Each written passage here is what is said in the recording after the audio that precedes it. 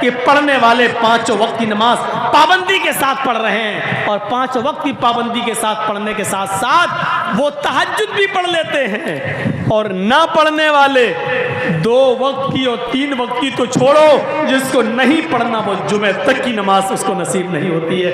ईद और बकरीद भी नहीं। इसका मुशाहिदा करके अपने समाज में आप देख लो, क्या 5 वक्त की नमाज पढ़ने वाले लोग मौजूद नहीं हैं? नमाज से पहले मस्जिद में, अजान से पहले मस्जिद में जाने वाले लोग भी मौजूद हैं, और 5 वक्त की नमाज के साथ साथ वो तहज्जुद की नमाज भी पढ़ लेते हैं। लेकिन यकीन जानिए मेरे भाइयों, अल्लाह की कसम, ऐसे लोग भी मौजूद हैं कि जिसको 2 टाइम नहीं पढ़ना तो वो जुमे तक की नमाज से महरूम है, और जुमा तक उसको नसीब नहीं होता है। अपनी अपनी किस्मत है, अपनी अपनी किस्मत मेरे भाइयों। जबकि नमाज का मामला ये है कि ये किसी भी हाल में माफ नहीं है, किसी भी हाल में माफ नहीं है। गुंजाइश है, रियायत है, लेकिन माफ नहीं है। कंडीशन में तब्दीली है, लेकिन माफ नहीं है। अगर खड़े होकर पढ़ने की ताकत नहीं है तो बैठ कर पढ़ो, लेकिन पढ़ना है। बैठ कर पढ़ने की ताकत नहीं है तो लेट के पढ़ो, लेकिन पढ़ना है। करवटें नहीं बदल पा रहे हो, इधर उधर नहीं घूम पा रहे हो, तो इशारे से पढ़ो, लेकिन पढ़ना है। पूरे बदन का इशारा नहीं कर पा रहे हो तो जबान से अल्फाज निकालिए, हरकत दीजिए, लेकिन पढ़ना है।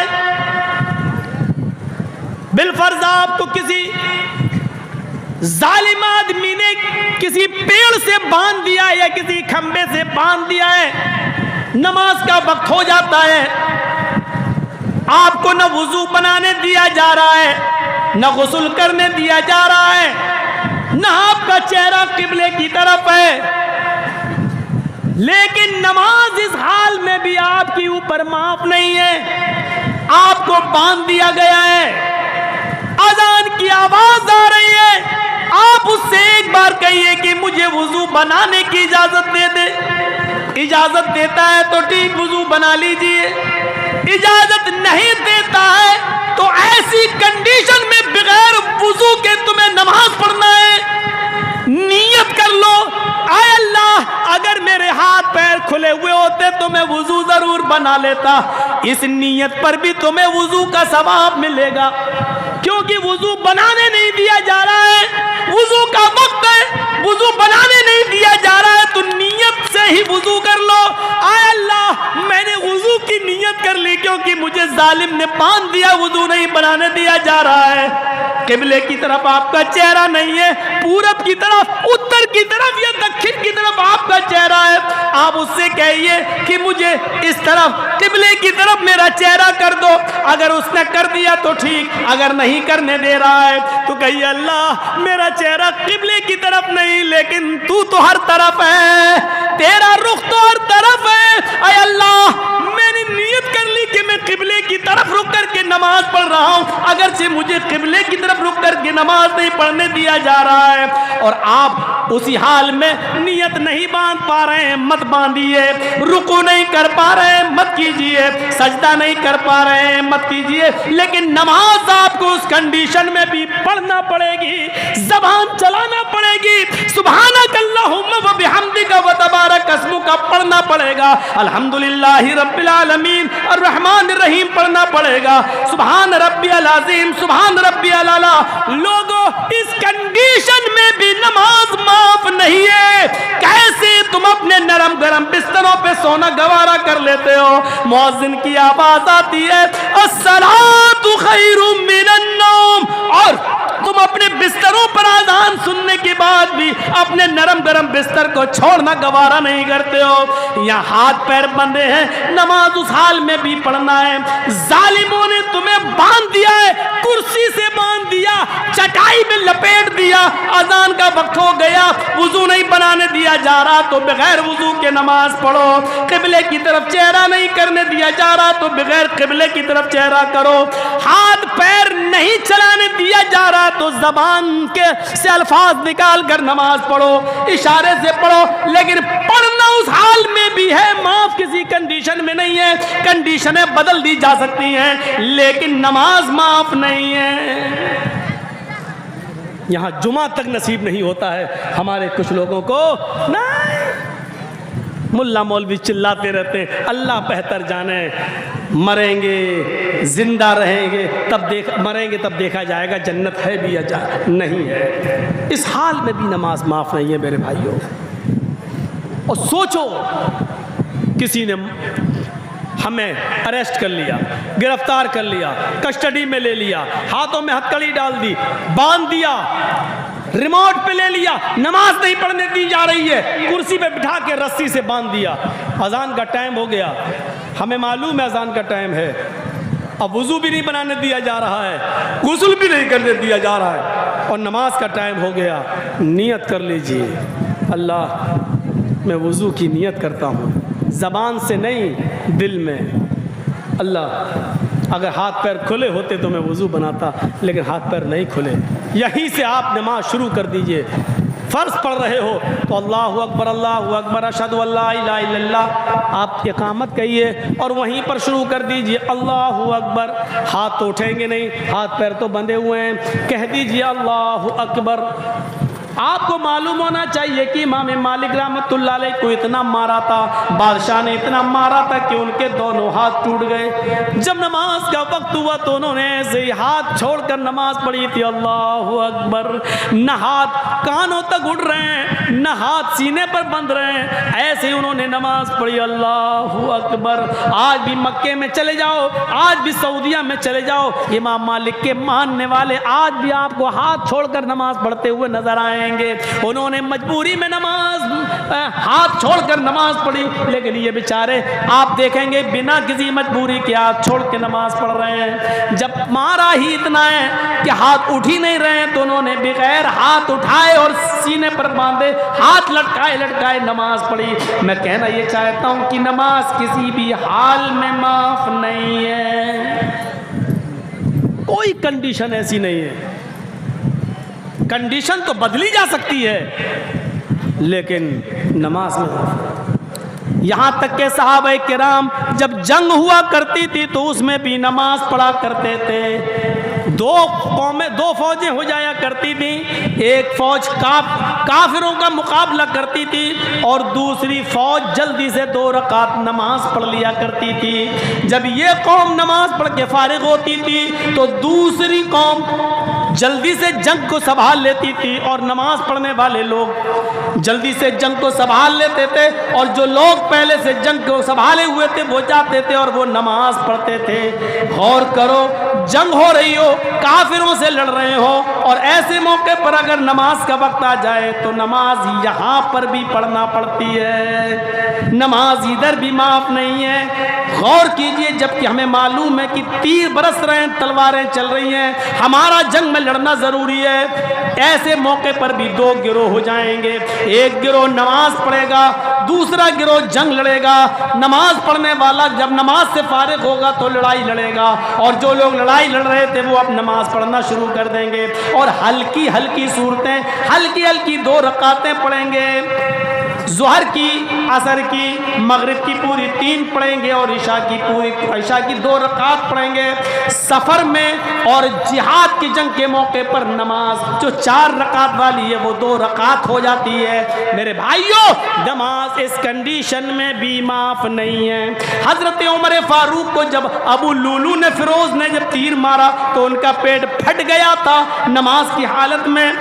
जब उनको बेहोश हो गए, जब उनको होश आया तो सबसे पहले उन्होंने नमाज पढ़ी, लेकिन खून पेट से इतना निकल गया कि खाना खिलाया जा रहा था तो उनके पेट से बाहर आ जाता था, दूध पिलाया जाता था मुंह से तो पेट से वो बाहर निकल जाता था। किसी ने कहा अमीरुल मोमिनीन, इस हाल में भी आपने नमाज अदा की है। फरमाया नमाज किसी भी हाल में माफ नहीं है। मेरा पेट फट गया, पानी भी मुंह से पीता हूं तो पेट से बाहर निकल जाता है, लेकिन नमाज इस हाल में भी मुझे पढ़ना थी इसलिए पढ़ ली। फरमाया अगर कोई दूसरा आदमी इस हाल में नमाज छोड़ दे तो क्या होगा? फरमाया लिमन तरक ला हज़्ज़ फिल इस्लामी लिमन तरक अस्सलाह, इस हाल में अगर उसको होश है और वो जानता है कि मैं होश में हूँ, इस हाल में अगर है और होश में है, तो नमाज उसको इस हाल में भी पढ़ना पड़ेगा। अगर इस हाल में होश में होने के बावजूद नमाज नहीं पढ़ता है तो इस्लाम के अंदर उसका कोई हिस्सा नहीं है। पेट फट जाए, खाना पानी पेट से निकल रहा है और होश में, नमाज इस हाल में भी पढ़ना पड़ेगी। अगर इस हाल में नमाज नहीं पढ़ता तो इस्लाम में उसका कोई हिस्सा नहीं। हालत तंदुरुस्ती में हट्टा खट्टा मोटा होने के बावजूद हम नमाज ना पढ़ें तो उसका इस्लाम में कितना हिस्सा होगा। रहमतुल आलमीन की रहमत देखो, 50 से 40 करवाई, 40 से 30, 30 से 20, 20 से 10, 10 से 5। कहा अब मुझे शर्म आती है बार बार जाने में। अल्लाह ने कहा जाओ, लेकिन बार बार गए। क्यों गए? मेरी उम्मत नहीं पढ़ पाएगी इतनी, इसलिए बार बार। ये रहमत नहीं तो और क्या है। कुरान की इस आयत को कितना बार पढ़ा जाए। हरीसुन अलैकुम बिल मोमिनीन, वो मोमिनों के लिए बड़ा मेहरबान है। ये मेहरबानी नहीं है तो और क्या है। जरा गौर करो, एक सहाबी तीरों का एक बंडल बनाया, 15-20 तीर के इकट्ठा करके गठरी बनाई। और तीर में आपने देखा होगा आगे का हिस्सा नोकदार होता है, नोकदार जब वो छोड़ते हैं तो वही नोक किसी को लगती है जहां मारना होता है, तो नोक का हिस्सा। और ऐसे लटकाते हुए जा रहे थे, ऐसे चल रहे थे, एक हाथ में तीर और वो चल रहे थे। वुजू बनाकर इसी हाल में मस्जिद में दाखिल हुए। अल्लाह के नबी ने देखा तीर का हिस्सा, नोक वाला हिस्सा आगे है, और ये सहाबी हाथ हिलाते हुए अंदर दाखिल हुए। रहमतुल आलमीन का रहम देखिए। आपने कहा आए सहाबी, आपने कहा उस शख्स से जो तीर लेके चल रहा था, आपने कहा तीर के सिरों को अपनी मुट्ठी से मजबूती से पकड़ो, तीर के सिरों को मजबूती से पकड़ो। कैला तख्दिशु मुस्लिमन, कहीं किसी तीर की नोक से कोई मुसलमान जख्मी न हो जाए। रहमत देखिए नबी अकरम की। आपने देखा साहबी तीर लेके जा रहे हैं, उधर मस्जिद में और भी सहाबा जा रहे हैं। ऐसा ना हो कि आगे वाला तीर की नोक किसी दूसरे सहाबी की चुभ जाए। क्या कहते हैं कि तीर के आगे वाले हिस्से को पकड़ लो मजबूती से और हाथ मत हिलाओ। कैला तख्तिशु मुस्लिमन, तुम्हारे तीर का अगला हिस्सा किसी मुसलमान सहाबी को लगकर उसको जख्मी ना कर दे। इमाम कायनात की नजर कितनी तेज है। आप सहाबी के तीरों को देख रहे हैं और ये महसूस कर रहे हैं कि किसी मुसलमान को ये तीर चुभ न जाए। सच कहा, अजीजुन अलैहि मा अनित्तुम, कांटा तुम्हारे चुभता है, दर्द मुहम्मदुर रसूलुल्लाह को होता है। ये एहसास अल्लाह के नबी के अंदर इतना भी गवारा नहीं किया। जो नबी तीर की नोक किसी मुसलमान को लग जाए इतना भी गवारा नहीं कर रहे हैं, वो नबी ये कैसे गवारा करेंगे कि कोई मुसलमान किसी मुसलमान को कत्ल कर दे। कोई मुसलमान अपनी बंदूक या पिस्टल या AK-47 या तमंचा निकाल कर उसकी गोली से किसी दूसरे मुसलमान को कत्ल कर दे। आप अंदाजा लगाइए, जो नबी तीर की नोक चुभ जाए किसी को, इतना भी बर्दाश्त नहीं कर रहे हैं कि किसी मुसलमान को तीर की नोक चुभे। वो नबी ये कैसे बर्दाश्त करेंगे कि कोई मुसलमान किसी मुसलमान की गर्दन उड़ा दे। इसीलिए फरमाया नहीं, क़यामत के दिन यजीउल कातिलु यजीउल मक़तूलु, मक़तूल इस हाल में लाया जाएगा जिसको कत्ल किया गया होगा। एक कातिल ने किसी आदमी को मारा, मक़तूल को मारा, उस मक़तूल को क़यामत के दिन वो मक़तूल कातिल का सर पकड़ कर लाएगा, उसको खींचता हुआ लाएगा। जो मारा गया दुनिया में, वो उस कातिल को जिसने उसको मारा था दुनिया में, उसका सर पकड़ कर लाएगा और उसको खींचते हुए लाकर अल्लाह के सामने खड़ा कर देगा और कहेगा, अल्लाह ये मेरा कातिल है, इससे पूछ कि इसने मुझे क्यों कत्ल किया था। लिमा कतलनी, फसल लिमा कतलनी, अय अल्लाह हाज़ल कातिल फसल लिमा कतलनी, अय अल्लाह ये मेरा कातिल है, इसने दुनिया में मुझे मारा था, मैं इसको खींच कर तेरे पास ले आया, अय अल्लाह इससे पूछ के इसने दुनिया में मुझे क्यों मारा था, अल्लाह इससे पूछ के इसने दुनिया में मुझे क्यों कत्ल किया था, मुझे तो कोई वजह मालूम नहीं पड़ रही है, इसने मुझे मारा तो क्यों मारा यह आज तक हमें पता नहीं चल सका।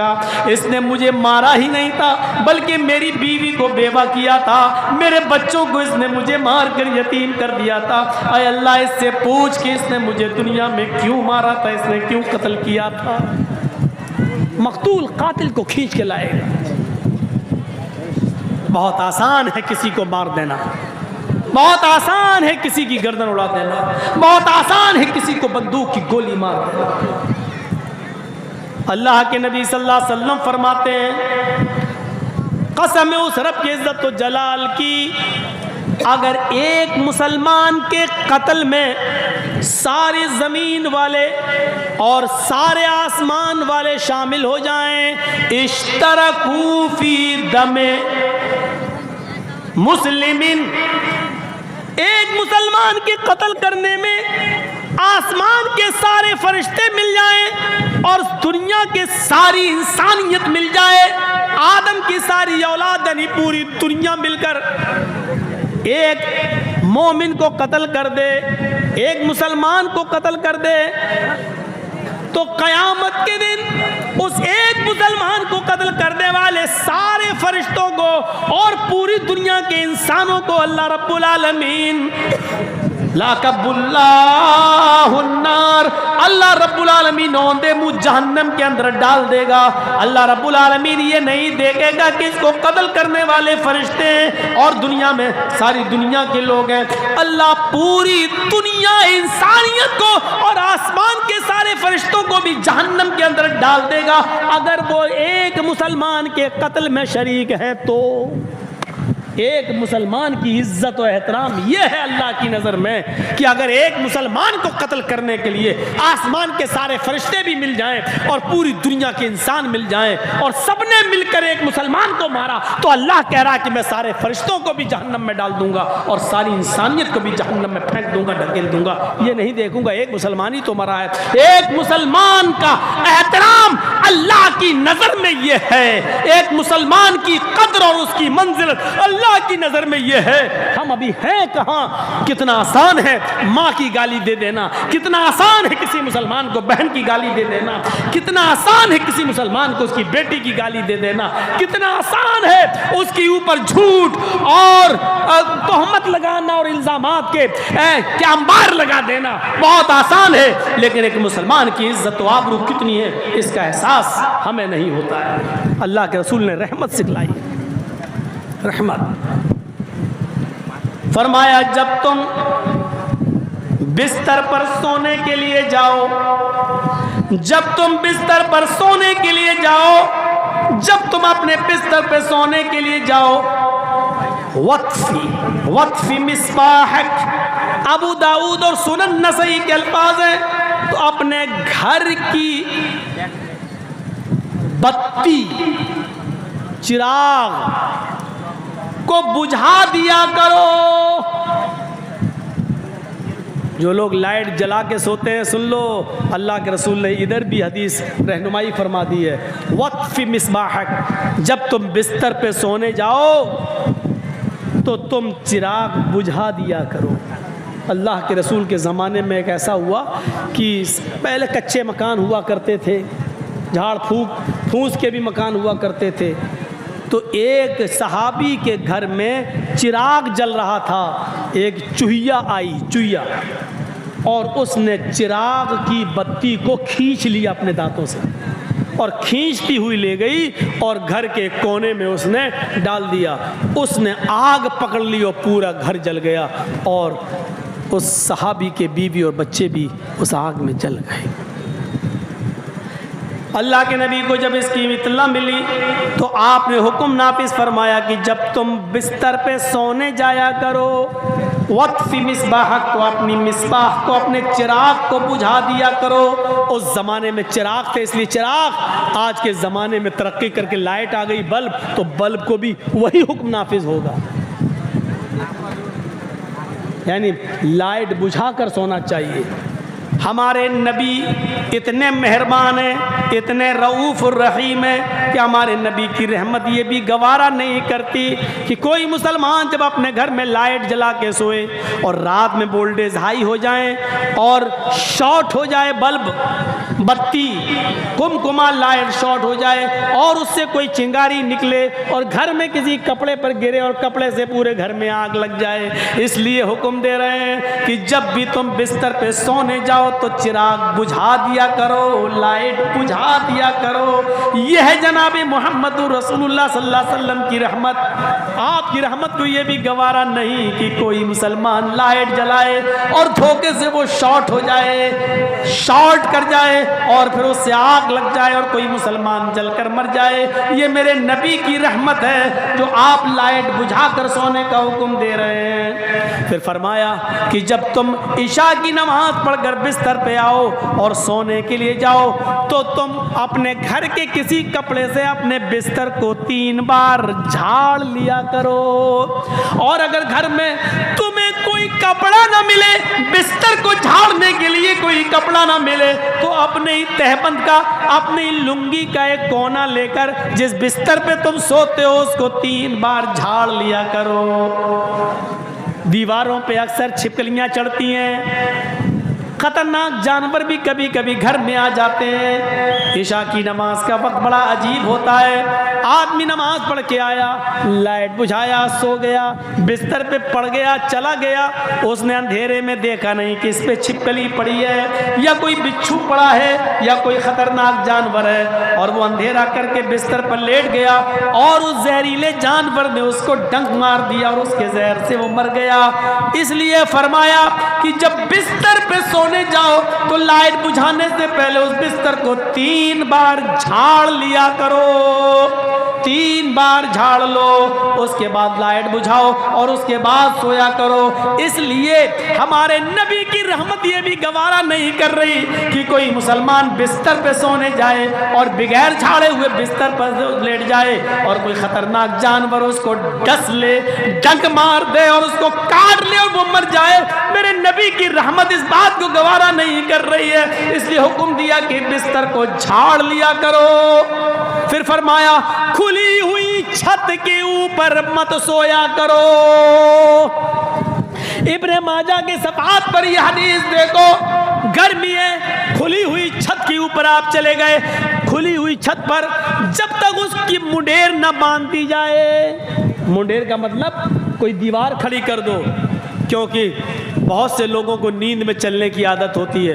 रात में आप सो रहे हैं, खुली छत में कोई ख्वाब देख लिया अंधेरे में, रात में उठ के भागे और वहां मुंडेरी नहीं है, छत से गिरे नीचे, 3री मंजिल के नीचे आए और सर फट गया और मर गए। इसलिए फरमाया कि सुनो, जो आदमी खुली हुई छत पे सोता है, बरियत जिम्मतुल्लाह व जिम्मत मोहम्मद, अल्लाह की जिम्मेदारी और मोहम्मद रसूलुल्लाह की जिम्मेदारी उसके ऊपर से बरी है। मैं बरी हूं, मैं उसका कोई जिम्मेदार नहीं हूं, यानी वो अपनी मौत का खुद जिम्मेदार है।